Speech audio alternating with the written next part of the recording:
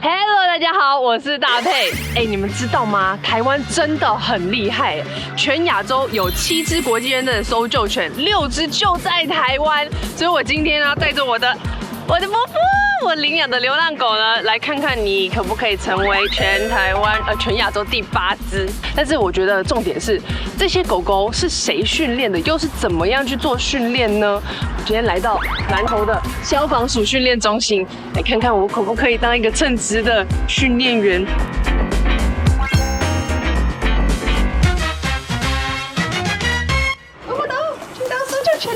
领犬员这一个工作，我是感到非常兴奋，因为我很喜欢动物，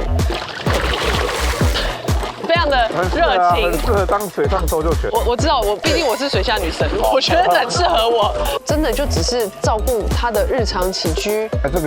这边比较软嘛，那个工作。太有画面，太有画面。玩游戏。对啊，这就是野性。这就是野性，快追了。来。去做重复的训练。3、4、3、5，对。你怎么这样对我？好了吗？觉得我的肛门有点痛。这样子而已嘛，我就可以当一个领犬员嘛。好像有2只猴子在现场这样。工作上的极大的压力，以及面对生死的压力，最难熬的还是就是自己训练很多年的小狗走掉，会怪自己没有注意到它的状况。真的不是你喜欢狗、你喜欢动物就可以胜任的一个工作。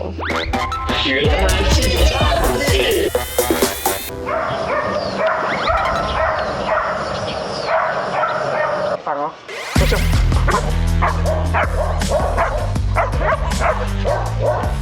哇，好多朋友，你好。你好。Hello， 请问是詹先生？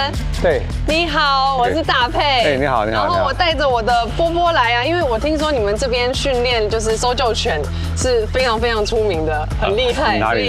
我在想说，我今天可不可以带我的狗狗一起来挑战这样子的工作？我们可不可以成为一个天生一对的搜救专家？可以试看看啦。可以试看看，是不是？他们好友善哦。对。因为其实我们的搜救犬最主要的工作就是要去找陌生人。对。那所以基本上我们都会有希望说，我们的狗狗是很亲近陌生人的。波波，我们交换好不好？我带它回家，不然你都去玩了，对不对？我今天来这边啊，我其实有做了一点功课。全亚洲有7只的国际认证的搜救犬，6只就在台湾。对。但是台湾为什么需要这么多搜救犬呢？原因是什么？台湾就是一直处在这种有可能会需要搜救犬的部分，好比像921，它一次是非常多的乡镇受创，把人力投入我们需要投入的地方。那这个时候搜救犬他们就可以先去确认说，我们到底可以把人力投入在哪里。所以他们的工作不是从瓦砾堆去挖去找人哦。对，带救者他可能在很深的地方。狗狗到不了的地方。对，那这样的时候就变成是说，我们确定说这个区块有人了。对。那我们其他科技的单位会有支撑啦、破坏啦，还有救援，甚至还包含了最后把它拉出来之后的 EMT 医疗小组等等部分。我们是等于说是一个生命之链。是。而我们只是这个生命之链的先驱，我们先去确认说灾区里面哪边有需要投入人力。你们是先驱哦。我等一下我的狗嘞，我的狗。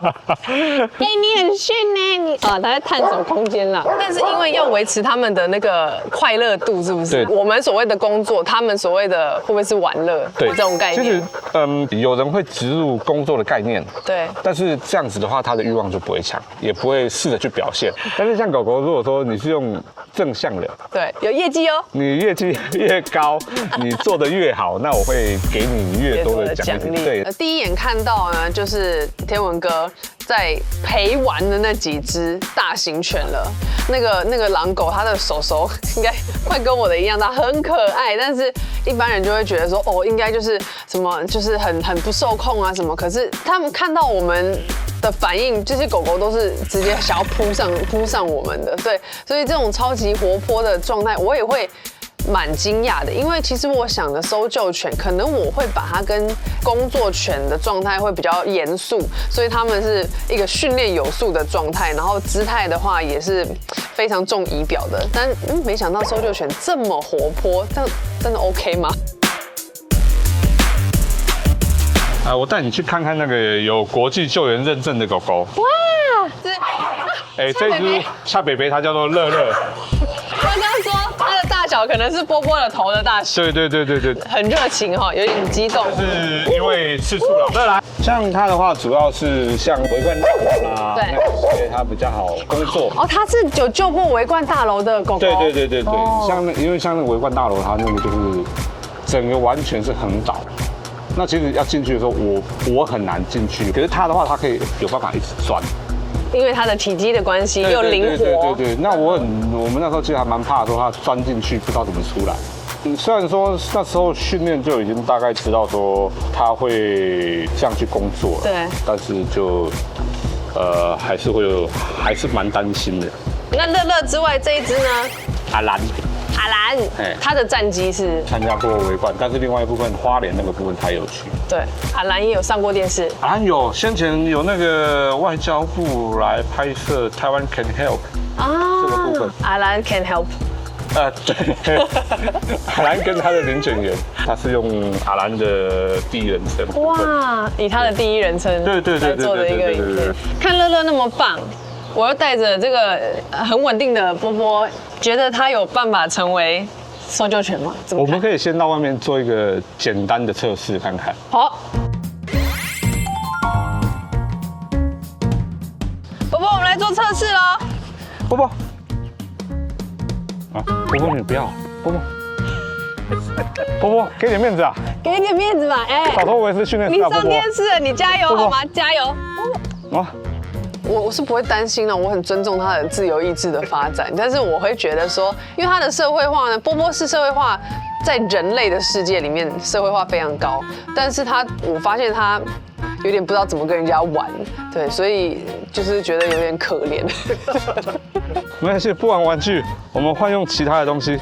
波波，有兴趣哈？坐下。他学习能力还蛮不错的。这么聪明啊，那么棒的小孩哦。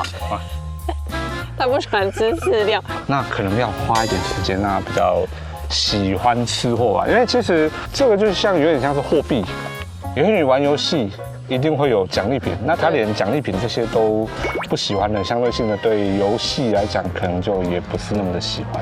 好吧，那这样还算是合格吗？其实我们这边最主要的部分啦，就是训练领犬员。是人哦。对，所以我要开始去成为一个领犬员，要做一些测试，是不是？会做一些胆识的测试，还有体能测验。对啊，我觉得眼神有一点。没有。好，既然狗狗都被淘汰了，我也要争气一点。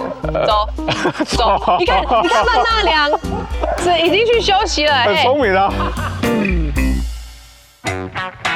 这个营区真的太大了，我们要前往的是那个垂降场。对，像旁边这边就是那个纺织化，有点像是加油站。加油站如果爆炸的话，对。像目前看到这边，这个就是我们的那个捷运车站。真的是捷运呢，随地都有人在做船的，他们也在上课。所以我们这边训练中心真的很大，像我们左边这边就是那个飞行器。对，飞机。哇塞，真的很完整哦，这边的训练。还有这个他们要练3周自救，就只有这里有大楼、高楼，对，所以也就是要做我们垂降的训练。是的。啊！就到这几层楼？这个4层楼高。但现在就交由我们比较专业的同事来带你做这个东西。你好，我是大佩。顺便介绍一下，这是我们竹山金城武。竹山陈武你好。你先面向我。对，然后先不要做，我不要做，稍微站起来，对，OK 嘛？大胆应该很安全吧？刚才不是觉得很英勇，不是都已经换上战袍了吗？觉得我的肛门有点松。换上战袍，我勇气整个都来了，战袍加持哎，好哟！等一下我手到底抓哪里？都不用抓，放电，两只手放电，脚把身体往外抬。我们不要高空弹跳，我不喜欢高空弹跳。看前面就好，不要看地下。好，看金城武。你怎么这样对我 ？OK 的。我走了。踩墙。我现在撸，你不能用膝盖撸啊！对，这样就很帅了。我真的认真不敢往下看。但是如果我今天真的是在救灾的状况下，其实我要顾自己，我要看火场的状况，然后我要闻味道，我要听，然后甚至要救人的话，其实这个消防员真的是很敬佩。我节目才刚开始而已，我就已经心态已经完全不一样。我以为我是要来玩狗的。OK 吗 ？OK 啊。OK 啊，这种体验应该还好吧？这稀松平常的东西。没有，我觉得这一切的重点都不在体力上面，是我的心态完全有很大的震撼啦。这是算是我们比较基础的那个消防人员训练啦。接下来部分，pass 吧。好了 ，pass 啦。Yes。接下来，那我们就从搜救犬的比较源头，我们就带你怎么样去挑选一只狗，挑狗狗，从一个最基础的开始慢慢做训练。好的。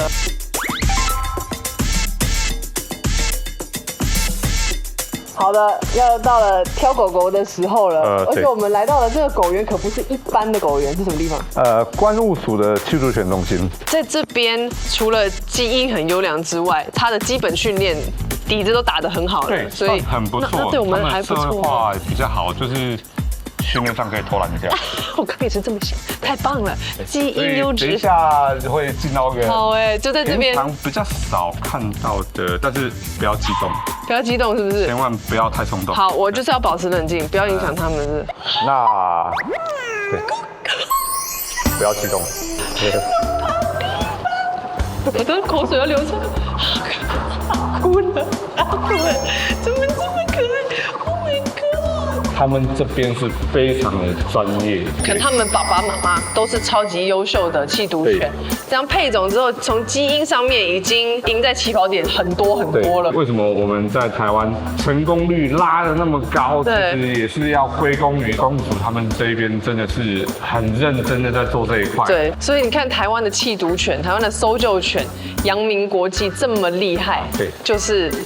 这个是第一步最重要的。对。那我们现在要从这里面的小小狗来挑一只吗？没有，这小小狗太累了。我们会从他们那个寄养家庭，他们从寄养家庭回到这边开始做一些简单的训练。对。那如果说他们训练的觉得说这只狗可能比较不适合。那就换我们来挑选适不适合。OK， 所以你今天就是带我来皮乓而已啊？没有，这个是先看一下这些可爱的小恶魔。等一下我们就要实际的到外面去做一些测试，然后测试那几只狗适不适合来。OK。我搜救犬。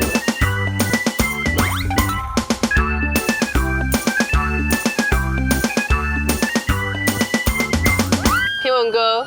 最遥远的距离就是我们要隔着一个铁丝网，要做什么事？带你们来测试一下，怎么样去选一只狗狗，然后适合来做我们的搜救犬。对，波波见习时间了，对不对？波波，你在专心吗？对，波波应该还蛮专心，准备想要吃东西吧。因为刚刚有用食物利诱它，但是因为我们在网之外是不要干扰待会会做测试的狗狗。对，好的。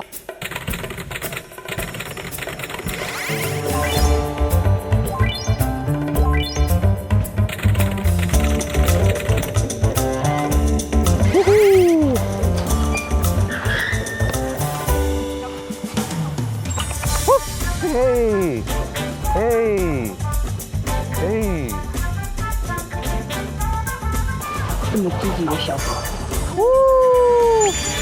耶！刚刚这只拉布拉多狗狗想要来找波波玩，但是它真的在上场之后，完全是不会再看波波一眼，这就是专业。下一只第2位参赛者，耶！波波，你觉得它怎么样？它皮肤很白哦。Hello， Hi，Hello， Hey， Happy， 不会把妹。这个刚刚第1位稍差了一点点，我不要激动，不要激动。这个黑美人 ，no， 我也是黑美人。追，耶！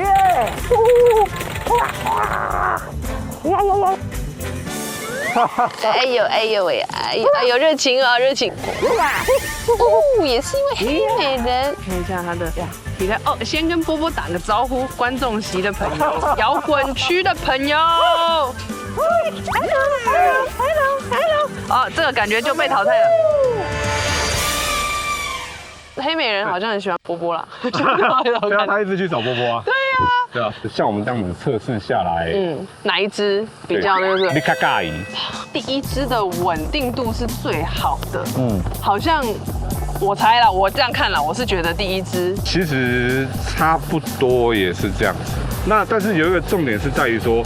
学习能力，那我们可以借由一些简单的手势动作，而且它可以很稳定的照我们这边动作去做。对，其实这些狗狗都是很年轻的，对，所以你会看到后面3只其实都是很爱玩，对，然后也爱吃，对，那个速度很快，非常惊人，甚至他们也喜欢跟狗狗玩。对呀，那这样子其实都是状况非常好的，是，只是说目前我们要带回去的话。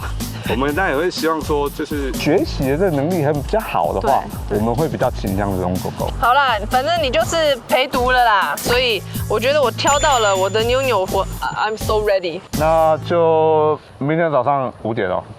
为什么要5点？5点。太早了吧？我们要带他们出来上大小便啦。哦，对，好，他就你。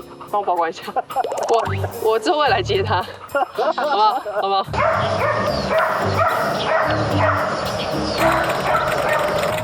完蛋了，睡过头，所以说我不要来，可是我真的太累了。不好意思，天文哥，早安。早。不好意思，睡过头。哎，你看起来好像是刚睡醒吗？对，没有，我是醒来很久了。醒来很久。老人脸就这样。好，那我们都已经迟到了，我们赶快去。我们先到里面去，先从他们生活起居的第一个部分上厕所，捡他的便便。对。哎，这个便便看起来好像有点软，黄金。那这样其实我们不是说只有单纯的把便便清掉，不就少吗？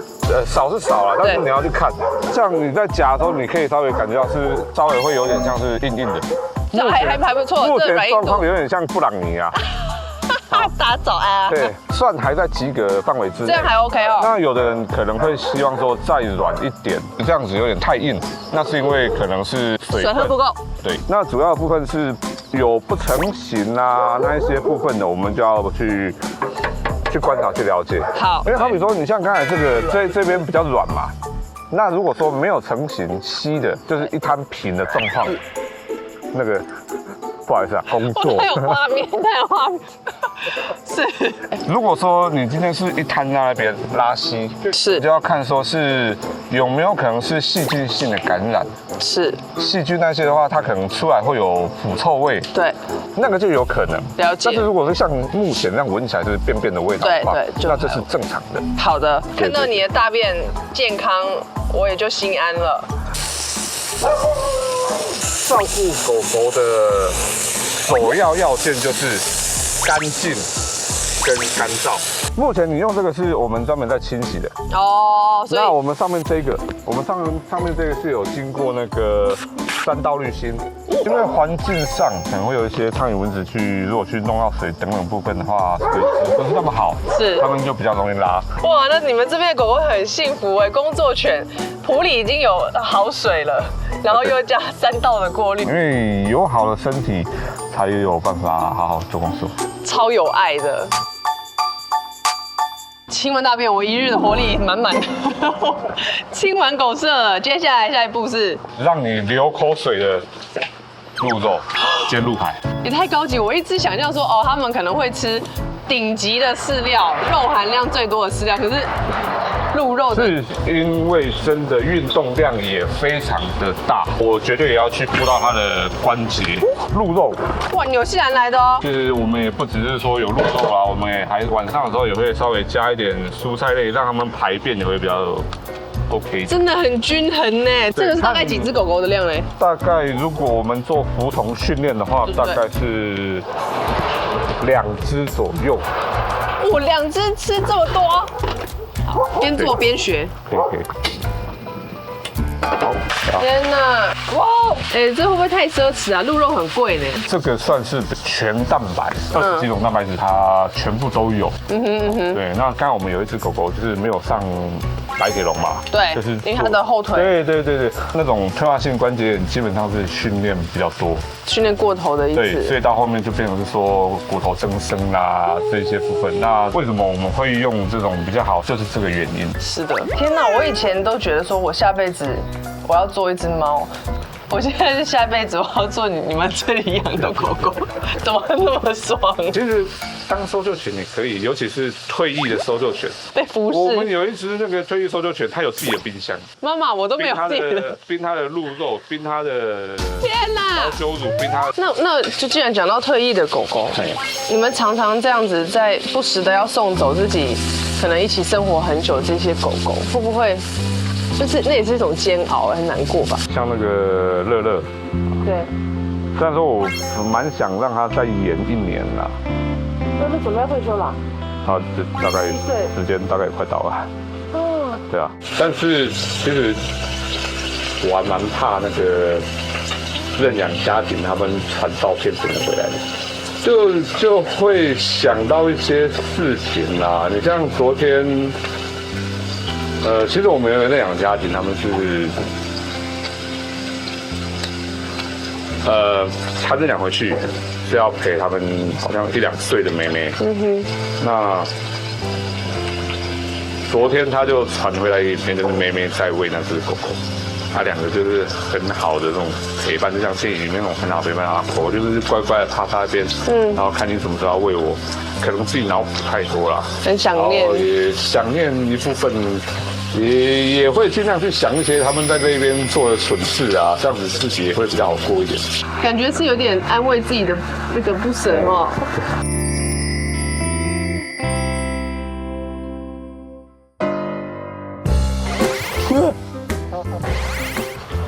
坐下啊，坐下了，坐下。耶，这个画面实在太和谐、太可爱了。为什么要让不同的物种一起吃？要让他们彼此就是和善共存。对。那其实最基本来讲，我们就可以用吃的方式。OK。哎呦，好可爱哦！后面也有2位要来吃饭的。这个2个根本就是这个游乐园里面的恶霸，好不好？那这样子的社会化对他们来说有什么好处嘞？狗狗本身就有烈性，对。到灾区，人都已经流离失所，更何况有的比较落后国家会有些加急加速。是。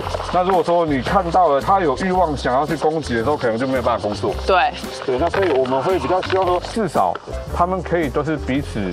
和善不会怕，对，你要很像就猪也会去抢狗，它也不会说去攻击它，他们也不会觉得说，哎，这是我的地盘，你不能过来，因为这是他们工作的。对，乐，哪里？乐，来，很忙。对啊，这就是野性，太追了，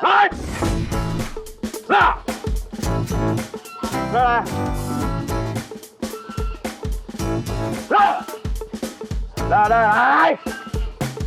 好，我们现场就直接可以看到强力喝止。好，他现在乐来，好。这什么状况？就是看着去追啊。有人会希望说让他们可以压住它野性，甚至说共存。对。但是基本上来讲，猎犬还是有猎犬的野性，基因里面就是。当然，另外一部分是。刚才好像也是被鸡稍微啄了一下。哦，原来是要报复啦，生气了。我刚听你，很凶哎，那个声音。所以就是要有爱的教育，也要有软硬兼施啦。该骂的时候还是要骂。教练，我回来了，我带着我的护国神犬回来了。那我们等一下就先帮他洗个澡。要先洗澡是不是？加入团体要先净身，请说。你先让他进去，然后你可以先把它脱湿。迫不及待。好可爱啊！这个特质是不是很适合当一只搜救犬？非常的热情，很适合当水上搜救犬。水上搜救犬。有，国外有水上搜救，这是真的。我知道，毕竟我是水下女神，我觉得很适合我，很适合我。洗澡的时候，我会比较注意的是说，不是只有要上这个洗毛巾，对，你还有一些部分就是说，你一边上的时候，对，你要去一边检查有没有可能会有壁虱。对，我的狗狗壁虱，然后有没有什么那个指尖炎啦？这里很容易卡虫。对你有时候去捏的时候。你也可以检查说它有没有什么肿瘤性的东西，抓到脚踝，它有抽动，那可能是有受伤等等。OK。接下来还有一个蛮重要的重头戏，挤肛门腺。养狗养猫真的很重要，但是我好像没有挤过。快豪哥教我。关节剂。来，你先示范一下。放在我的大腿上。哎呦，它好乖哦。那这样的话，其实它脚就没有办法离开。是的。如果它真的还会扭动的话，就是这一只手在扣住它。对，从它肛门下面，有看到去掐。对，然后稍微往内戳。你有摸到那个圆圆的时候，再往外挤。好，你要摸看看吗？我要。对不起，它还蛮干净的啦。可以摸到了。对，2球嘛。对。然后那个时候就是可以稍微去顶，然后把它挤出来。有养宠物的朋友们就可以知道了，其实这是蛮好的一招。玩水好开心。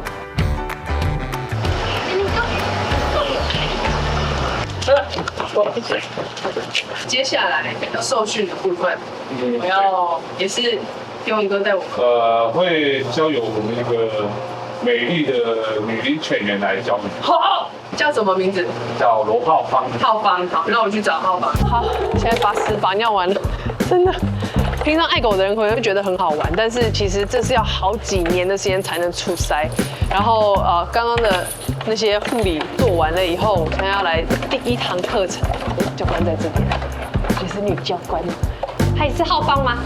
对，你好，你好，我是大佩，你好，嗨 ，Hello， 那个我刚刚做完，就是帮他们洗完澡了，然后学一些生活上面的护理之后，我觉得我已经 ready 了，我要来第1堂课程。好，恭喜你可以跟我一起进入下一个阶段。对啊。对，可以开始参与训练的部分。可是真的不简单呢。我们前面在那边，我刚有个心情，就是好像，以前听说那种美发的洗头妹要洗好几年的头才可以当设计师。我们大概也是需要历经7年医学院的时间，才可以完成一个所谓的。你可以独当一面的训犬师。天哪！所以你除了做刚刚那样日常的护理之外，你平常包含这里也要这样子做吗？要吗？对，像这个架子，我们主要会放一些环境消毒的药剂、药品啊，我看对药品，只是外伤处理的部分。对，然后这边是玩具是吗？对，训练用品包括牵绳、项圈跟玩具。对，这个等一下哦，这个先打个岔，大家有看过那个？酱子第1季那个情色文化，咬在嘴巴里那个有看的时候但是我们今天不是要用这个哦，今天没有这样子的戏码。对，你知道我在讲什么吗？我昨天有做一下功课，专听成平常没可以这样 OK 啊。但是其实我就是今天的上半日都在跟那个天文哥在一起工作，然后我就看到男生是怎么样跟狗狗互动，但是因为遇到了同样身为女性的您，是不是有女性训练员会比较适合这个工作这样子的说法呢？先从小狗对于今天完全是陌生人，他们第一个会不会容易放下戒心的一个判断角度，越高大的人。对他们来说越有威胁性。像我们在做训练的时候，他都会踩低姿势，对，让小狗能够平视你。那因为女生本来就比较娇小，所以在第一类接触的时候，她可能对你的戒心相对就会稍微放低一点。然后再来声音的部分，我就不说，真的没有关系，因为小狗真的就是听音调，用娃娃音，然后跟小朋友，你来一下。好，我们等一下训练之后再教一下搭配。好了，我们晚点再开始。太无聊了，让他知道。好啊，装备已经穿戴上了，狗狗也在这里了，我们要准备正式的到场训练。我刚远看这个地方其实有点可怕的感觉。对，这就是我们仿赈灾倒塌建筑物的一个瓦砾堆的训练场。待会狗狗的训练，我们是初级的训练，就是着重在小狗要很喜欢这个环境，对，快乐的在瓦砾堆上面移动。好的，对他们来说并不是工作，是他们要真的很喜欢从事这件事情。好耶！所以你这只它叫浩克，是捷克罗素的啊，浩克。然后我这只是妞妞，妞妞，对，拉布拉多。妞妞好，你们准备去玩了吗？说，这真的要高8度哎！哎呀，跑！浩邦，我想听你这种声音，有机会的，真的要这样。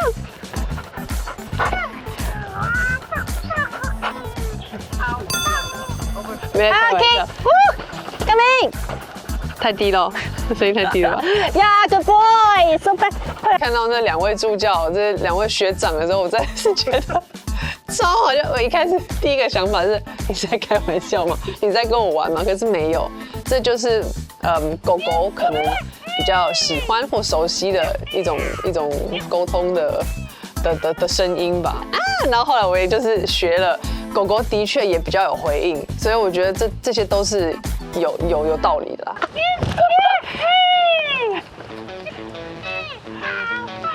好像有2只猴子在现场这样。对，那等下狗回来你就。好棒哦！哇，好棒啊 ，Good girl， 耶呼！当时他说，因为要让狗狗觉得自己搜救的过程是在玩这件事情，其实我好像可以理解，那3个步骤可能要花2年的时间，才可以让狗狗完全的理解哦，你们到底要我做什么？他可能也不是觉得说你到底要我做什么，而是我这样做是对的 ，OK 赞，那他也会很开心。对，所以我觉得那是一个很微妙的工作关系啦。这是我们瓦砾堆初阶的第2个步骤的训练，就是从引诱的人到不见的人，让他们带入从地形到搜索的一个概念。哦，让他的注意力从他身上这个不知道跑去哪里这样子。对，然后他的概念就会，刚刚那边有一个人，为什么我现在看不到了？那他们最厉害的是什么？鼻子，他们就会开始运用鼻子去找他们的目标物。好好跳，棒棒啊！听着觉得好厉害。OK， 捂住他的眼睛，搜，他会不会觉得太简单？他叫了，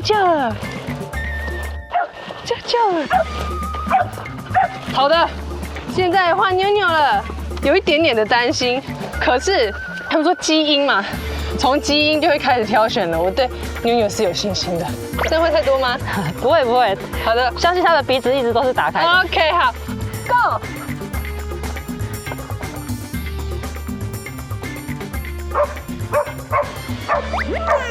对，然后你要可以过去牵你的小狗了。宝贝，我来了，耶，妞妞。对，那我们就完成了第2个步骤的训练了。现在2只狗狗都完成了这个初阶的任务，这样子要训练到这个样子、这个程度，要花多少时间呢？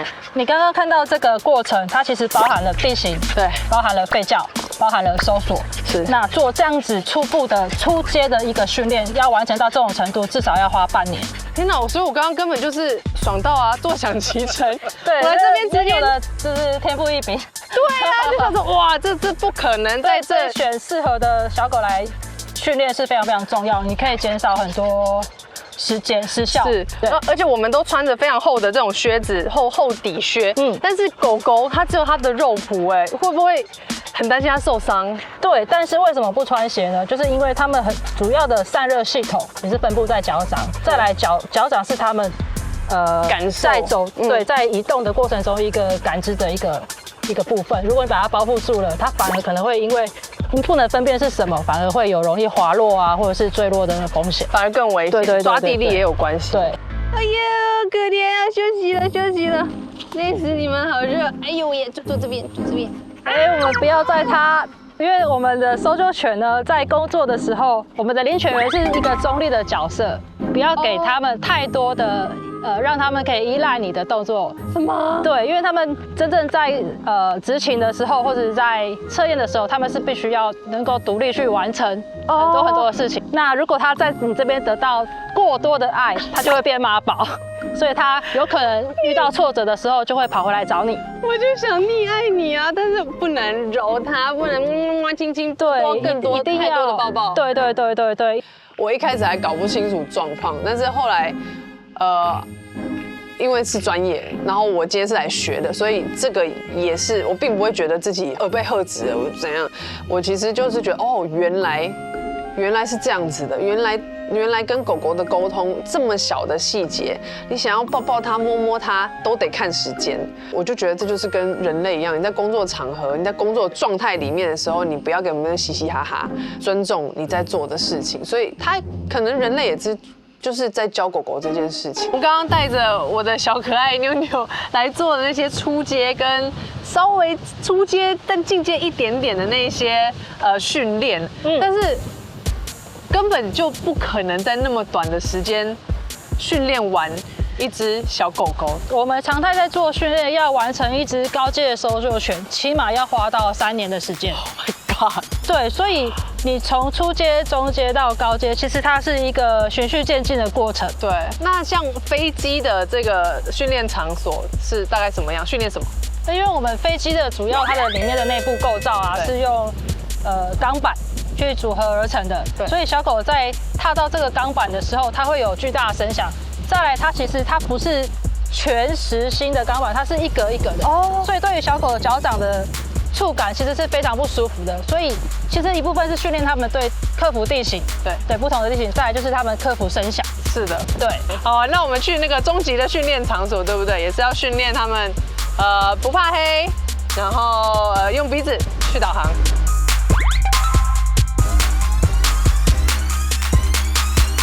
终极的训练场所选在这个地方，我可以理解很困难的这些条件，但是为什么黑是一个必须的条件呢？出勤救灾的时候，灾害的来临是不会提前告诉你是什么时候，它有可能是半夜，对，有可能是清晨，所以我们的小狗一定要能够因应暗处的搜索。是在这边稳定的时候，那我们就可以移动到我们要它搜索的区域。OK， 对，我要过去，等，乐乐。来，搜索，去的，真的好棒，真的好可爱那个小屁股。然后我们不干扰他们工作，所以我在这里等。我们希望我们的搜索犬都能够独立作业。OK， 静候佳音的感觉。你这时候会不会担心啊？会啊，就是尤其是真的在出勤的时候。你看不到它，其实会非常的对，压力会非常大。一边会担心你的小狗会不会在里面。现在有听到，对，那我们就可以往小狗声音的方向移动。等一下，这有点可怕。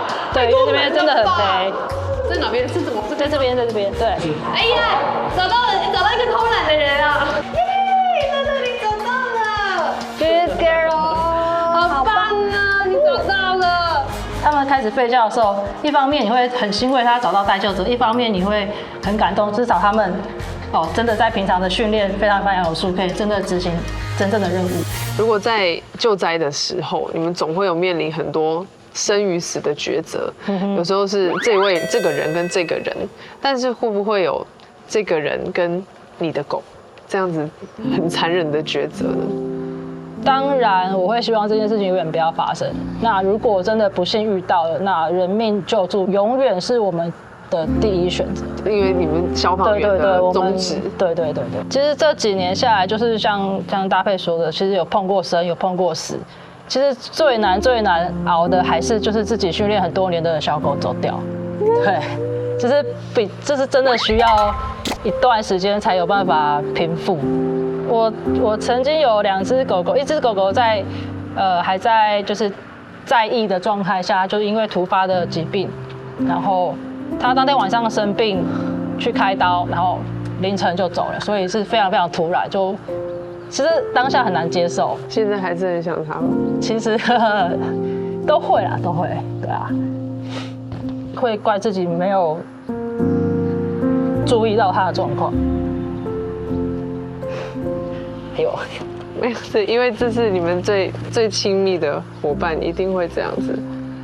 我可能没办法再讲下去，可能没办法讲其他的。不是爱犬人士就可以做得到的一个工作，它不是那种一时的激情的爱，而是你真的对于一个一起上战场的伙伴，有革命情感的，当人跟你的最好的伙伴要选择的时候，你却其实100%你只能选择牺牲你的最好的伙伴的时候，这是很痛的事情。好了，最后终极中的终极，这一趟应该不容易，对不对？对，最后的这个训练是我们今天一整天所有训练里面难度最高的。对，它是一个暗室，同时结合室内搜索，同时结合高处气味的一个综合型的一个搜索训练。到底在训练狗还是训练我？都有，我们去找。对，互相训练。乐乐来，搜索。我在这边静候佳音。这个船舱模拟的很认真的，好像真的有生活的痕迹一样。通常你们会多少人来做这样子的搜索？消防人员的话，就是每一个骑队都会来体验过一次船舱的搜索。对。那以搜救犬来说，真的要小狗很成熟之后，我们才会带来就是难度这么高的训练场地。对。有乐乐跑去哪了？乐乐来这里。所以你可以发现。船舱因为它整个是室内密闭，所以它的回音非常非常大。哎呀，好可怕！这是什么鬼屋体验？我真的会觉得那10秒钟，我觉得好久，然后好久到我就进入了好像他们真的救灾的时候的状况，然后觉得好担心，到底有没有救到？然后我到底要在原地这边还是要过去？因为又会干扰他的搜救的过程，所以其实那个内心是很拉扯的。那你怎么在这里啦？他是不是？你可能要再告诉他一下，因为他刚刚可能有点 confused， 因为可能绕过太多圈了，因为室内真的比较难。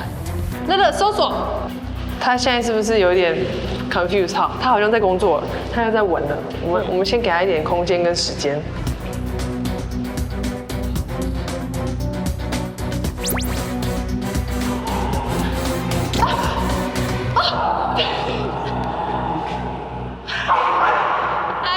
发现一个可疑任务，发现了啦！哎，所以你可能是一个受伤卡在这边的一个受害者。乐乐，你好棒啊 ，Good girl！ 我觉得领犬员的工作真的很难，包含了心脏要非常大颗，因为这样子的环境其实老实说蛮阴森的，但这也就是很写实的在营造可能发生灾难的时候会有的样子。你要长时间的训练，一只狗狗会跟在你身边7到8年。如果它没有因公殉职的话，那在任期到了以后要退役了，又是一个再见。所以其实这都是需要很大颗的心脏才能负荷的痛吧。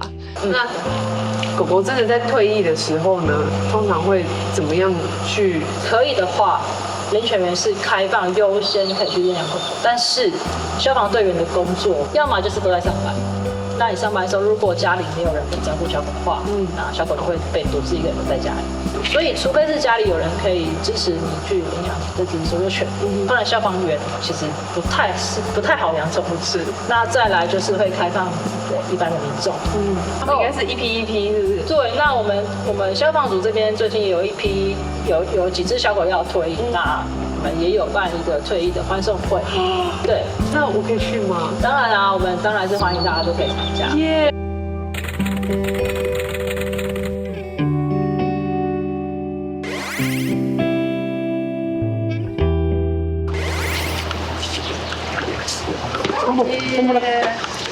婆婆要去新的家了。不要觉得不好意思，就是该打就快打。保护符站在我脚上，因为他知道我有礼物要给他吧。恭喜你退役，东西快点拿出来。你完全骄傲。我嘴巴好大。看来他虽然退役了老将，但是还是超级有活力。还有这个，那黄小姐送给你，希望你们幸福快乐。还 OK 啊，对啊，看了几次嘛，就习惯了，就还好。顶多晚上睡觉的时候，铁汉柔情，对，不容易耶。对啊，就是打这么多通电话，然后一直在确认到底这两家的，当然也希望，其实真正挑战现在才开始啊。放手去飞的人，祝福的。对啊，这去好好去跟他们幸福快乐生活，不用在这边还要等那么久才可以吃饭，还要坐着等我下时间餐桌里。我想我被训练到的那个过程，就是我一直有在反思吧，然后一直在换位思考，说我如果要做这件事情，真的就只是照顾他的日常起居这样子而已吗？然后跟他玩游戏去做重复的训练这样子而已吗？我就可以当一个领犬员吗？我后来也觉得说，难怪女性的领犬员那么少，因为女生其实是比较感性的。其实这个工作是蛮伤心的，不管是你在每次的搜救中可能会失去你的狗狗，或者是在你养了可能7、8年之后，它差不多要退役了，真的是向他们致敬。消防员、领犬员，然后这些救灾犬，其实真的是非常的低调，但是却又是台湾之光。喜欢我这次的挑战吗？喜欢的话，欢迎按赞加分享，别忘了订阅酱子频道，开启小铃铛，才不会错过精彩的节目哦。那如果你想要看到我做更多奇怪的挑战的话，或者是特别的职业，欢迎留言告诉我们，而且要 follow 我们的 IG 跟 Facebook， 才不会错过更多精彩的花絮哦。这次就这样子啦，下次见，拜拜。